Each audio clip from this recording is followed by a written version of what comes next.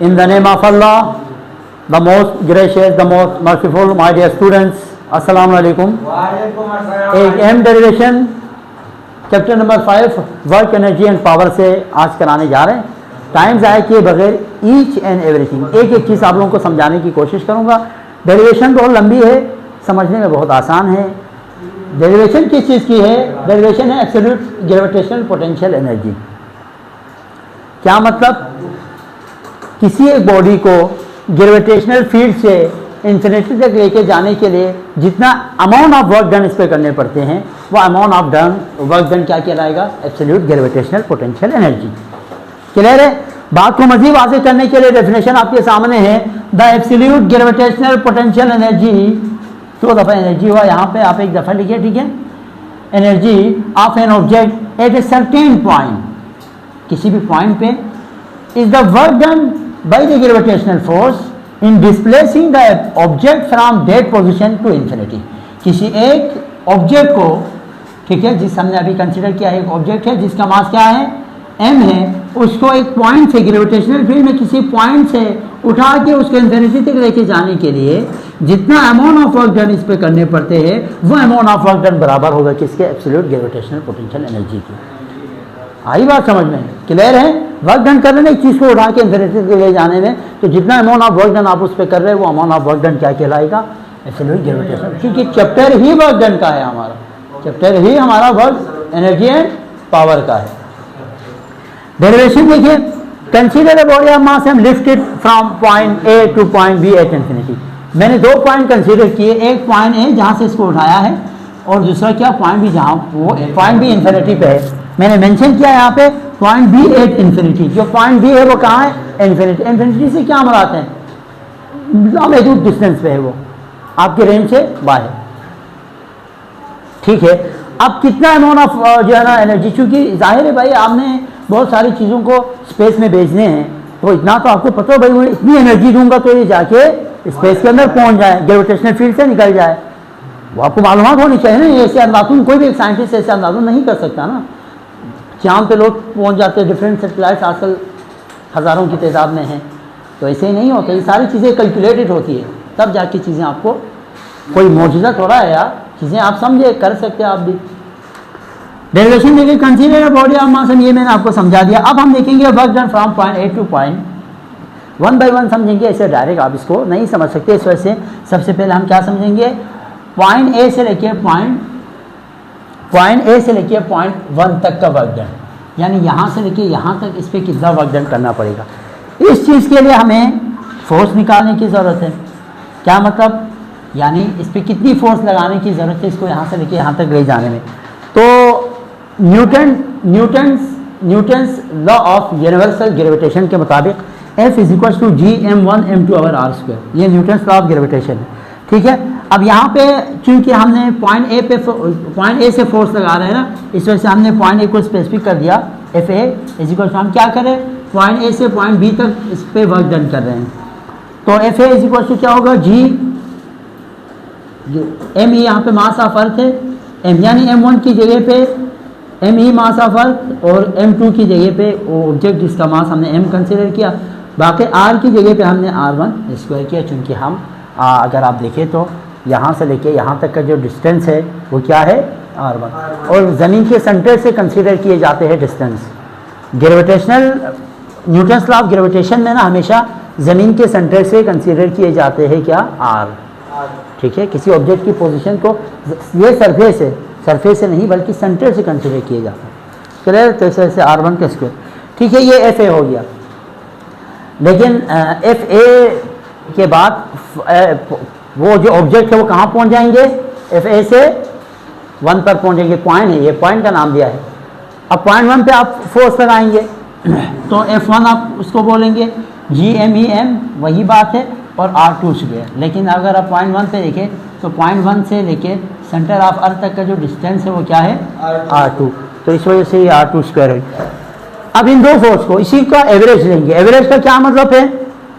कोई भी quantity divided by 2, ठीक है, जरूरी नहीं है ट्रू हो एवरेज में, यहाँ क्वांटिटी पे डिपेंड करता है। अगर यहाँ पे F3 भी होता ना तो डिवाइडेड बाई 3 है, लेकिन हमें सिर्फ दो फोर्सेस का एवरेज लेना है। तो F equals to FA plus F1 divided by 2। FA की वैल्यू पुट किया यहाँ पे और F1 की वैल्यू वहाँ से उठा के यहाँ पे पुट कर दिए।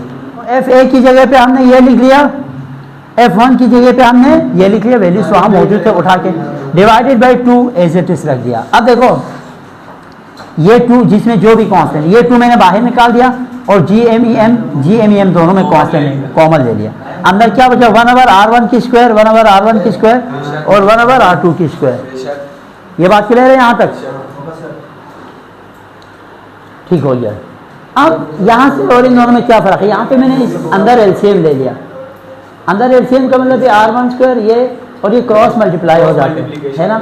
R1 1 R2 स्क्वायर यहाँ पे और ये यूं क्रॉस होके R1 की स्क्वायर। ठीक है, ये भी समझ में आया। लेकिन यहाँ पे अगर आप देखें तो डेल्टा R, अगर मैं आपको डेल्टा R की बात करूँ ना, डेल्टा R का मतलब ये है। फर्स्ट चले आप डेल्टा R की बात करते हैं तो R2 से R1 माइनस करो तो यहाँ से लेके यहाँ तक का डिस्टेंस क्या कहलाएगा, डेल्टा R। यहाँ से लेके यहाँ तक का डिस्टेंस क्या कहलाएगा, यहाँ से लेके यहाँ तक का डिस्टेंस क्या, डेल्टा R। तो हमें अभी 1 और 2 के दरमियान में चाहिए, तो डेल्टा R किसके बराबर होगा? आप R2 से R1 को माइनस करो तो क्या आ जाएंगे, डेल्टा R आ जाएगा।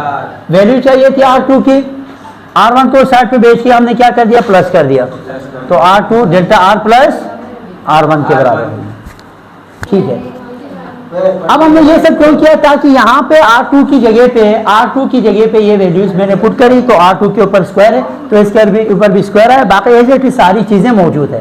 ठीक है, समझ में आया ये? ठीक है, तो F इज इक्वल टू ये एज इट इज लिख लिया मैंने, इसको फार्मूले के तहत खोल दिया। कौन सा, A प्लस बी की होल स्क्वायर, तो बराबर है A square plus 2 into AB plus B square, बाकी R1 square as it is है, ये चीजें एज इट इज है। कहानी में उस वक्त यहाँ पे जब भी मैक्सिमम फिजिक्स में और मैथमेटिक्स के अंदर डेल्टा R चाहे जो भी क्वांटिटी हो डेल्टा के साथ हो और उसके ऊपर स्क्वायर लग जाए, आगे और भी चीज़ें आएंगी। ठीक है, मैं आपको बताऊँ यहीं से, तो इतनी उसकी वैल्यू कम हो जाती है, इतनी वैल्यू कम हो जाती है कि वो 0 के बराबर कंसिडर किए जाते हैं और नेगलेक्ट किए जाते हैं। आई बात समझ में? तो नेगलेक्ट का मतलब इग्नोर किया जाता है उसकी वैल्यू को। तो डेल्टा R स्क्वायर 0 के बराबर किया, तो बाकी सारी चीज़ें मैंने एज इट इज नीचे यहाँ पे उतारे। बस इसमें मैंने डायरेक्ट किया है R1 square plus R1 square 2R1 square और ये एज इट इज लिख दिया, ये एज इट इज, बाकी सारी चीज़ें as it is.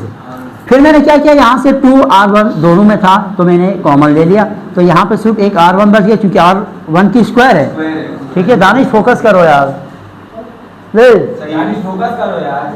Camera focus करो। ठीक है, तो 2R1 डेल्टा R तो एज इट इज आ गया और यहाँ से 2R से एक R बच गया, नीचे R1 R दोनों का स्क्वायर है। ठीक है, देखो ये 2 और यहाँ से कॉमन लिया हुआ 2 कट गया, ये R1 और यहाँ से एक R1 कट गया, बचा क्या, डेल्टा R प्लस R1 की जगह पे मैंने क्या पुट किया, R में आया, ये 2 और ये 2 कट गया और यहाँ पे R1 बच गया, तो R1 और यहाँ पे 2R है ना, R स्क्वायर है, एक कट गया, बचा क्या, ये चीज़ बच गई, यहाँ तो कुछ नहीं बचा। डेल्टा R प्लस R1 की जगह पे मैंने क्या पुट कर दिया, R2 दोबारा पुट कर दिया और यहाँ पे एक R1 और एक R2 की स्क्वायर मौजूद है, तो R2 और एक R2 यहाँ से कट गया, 2 R2 है ना नीचे, तो एक एक कट गया, तो ओवरऑल जो मेरे पास बचा वो ये ऊपर बचा और नीचे क्या बचा, R1 और R2 बच गया। यहाँ पे हमारा एक ब्रेक पॉइंट है, मतलब हमने यहाँ पे थोड़ी देर के लिए सांस लेना, यहाँ तक हो गया। यहाँ पे आई है फोर्स जो हम यहाँ मालूम करना चाहते थे। ठीक है, फोर्स एक पॉइंट है, हाँ, ये फोर्स चाहिए क्यों, क्योंकि वर्क डन का फार्मूला है Fs cos थीटा। ठीक है, वर्क डन का क्या फार्मूला है, Fs cos, क्योंकि मैंने आप लोगों को डेफिनेशन में यही समझाया कि amount of work done which is required to move an object in gravitational field to infinity या from gravitational field to the infinity। Gravitational field से किसी ऑब्जेक्ट को उठा के कहाँ रख रहे हैं आप, इंफिनिटी में, आउट ऑफ ग्रेविटेशनल फील्ड कहीं पर भी स्पेस में, तो उस पर कितना अमाउंट ऑफ वर्क डन चाहिए, उसके लिए फार्मूला बनाने जा रहे हैं, तो जाहिर है वर्क डन का फार्मूला तो यूज होगा ही होगा। ठीक है, एफ के लिए हमने इतनी मेहनत की है, इस एफ को लाने में हमने इतनी मेहनत की। ठीक है, तो सबसे पहले हम पॉइंट ए से लेके पॉइंट 1 तक की जो है ना उसके लिए वर्क डन मालूम करेंगे कि आप यहाँ से लेके इधर से लेके पॉइंट ए से लेके पॉइंट 1 तक, ए से लेके 1 तक कितना आपको वर्क डन की ज़रूरत है। तो ये याद रखो, चूंकि बॉडी के ऊपर फोर्स भी हम ऊपर लगा रहे, डिस्प्लेसमेंट भी ऊपर हो रहे, तो दोनों एक ही लाइन में आ गए ना, एक ही डायरेक्शन में हो गए। तो थीटा की वैल्यू यहाँ किसके बराबर है? 0, क्योंकि पैरेलल है दोनों, फोर्स भी ऊपर लगा रहे और डिस्प्लेसमेंट भी ऊपर की डायरेक्शन में। थीटा 0 हो गया, cos 0 1 के बराबर। तो यहाँ हमारे पास ए से लेके 1 तक क्या आया? F delta. एफ की वैल्यू हमने बड़ी मेहनत के साथ, कोशिशों के साथ यहाँ निकाली, क्या था? GMEM R1 R2। Delta R की जगह पे दोबारा आपको पता है डेल्टा आर किसके बराबर है? मैंने वहां समझा, हाँ, R2 माइनस R1। दोबारा इसको डेल्टा आर में पुट कर दिया। ठीक है यार, क्या हो से देखिए, बहुत आसान है, बस आपने समझना। तो A1 से लेके आप यहाँ पे मैंने क्या यहाँ पे मैंने सिर्फ इतना किया है कि R1 और R2 को इधर भेज दिया। ठीक है, भेज सकते इसमें, हाँ, शिफ्ट कर दिया।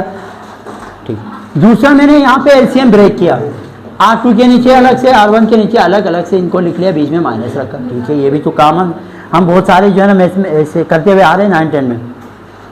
बाकी सारी चीज़ें एज इट इज है। यहाँ पे R2 और R2 कैंसिल, यहाँ पे R1 और R1 कैंसिल, 1 ओवर R1 बच गया, यहाँ पे माइनस 1 ओवर R2 बच गया। ठीक है जनाब, यहाँ तक भी समझ में आया, कोई मसला नहीं है। ये तो A से लेके 1 तक का था, लेकिन हमारा 1 से लेके 2 है, 2 से लेके 3 है, 3 से लेके पता नहीं कितने इंटरवल में हमने रास्ते को तोड़ा है। तो 1 से लेके 2 तक सिर्फ इतना होगा, R1 की जगह R2 लिखेंगे, R2 की जगह 3 लिखेंगे। ठीक है, अभी 3 से 4 पे जाएंगे। हाँ, आप 2 से 3 जाएंगे आप 2 से 3 जाएंगे तो स्टार्टिंग वाला R3 लिखेंगे। ये 3 से एक स्टेप आगे होना चाहिए, याद रखो डेरिवेशन। तो दूसरा वाला R4।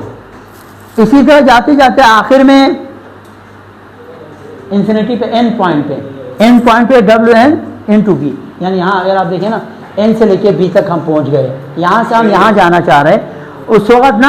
उस वक़्त ये वाला पहला वाला Rn-1, क्योंकि देखो यहाँ से लेके यहाँ तक मैंने लिख के रखा था, N तक का जो डिस्टेंस है ना Rn-1 है, बाकी B क्या है? Rn है।